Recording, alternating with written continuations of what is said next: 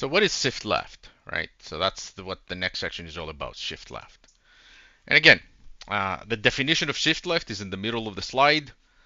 Shift left very easily is testing early, testing often, okay, in the software development lifecycle. And if you look at all the screenshots or the diagrams you have to the right of your slide, these are all software development lifecycle, I don't know, frameworks, processes, and so on.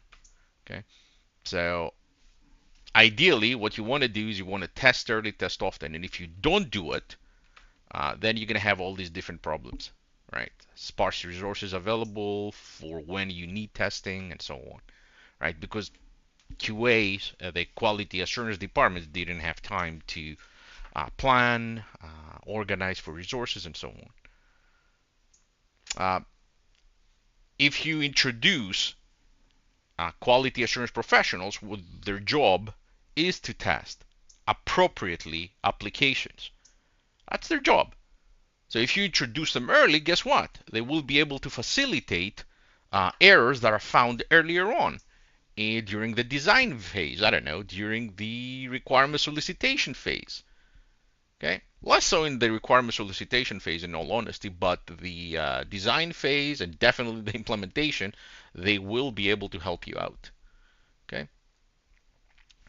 and again, the more software you produce, the harder will be to find bugs, to test it appropriately and find bugs. So if you get your developers, your testers, my apologies, to engage earlier in the process, well, you're going to reap the benefits. And again, the longer you take to fix bugs, um, the harder it's going to get fixed.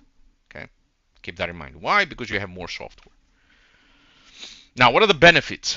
The benefits pretty much is the opposite of the problems, right? Early discovery of errors, bugs, cheaper to fix. You engage quality assurance from the start. So the essence of shift left is to be able to test your application for whatever problems that application may have early on in the process. That's the essence.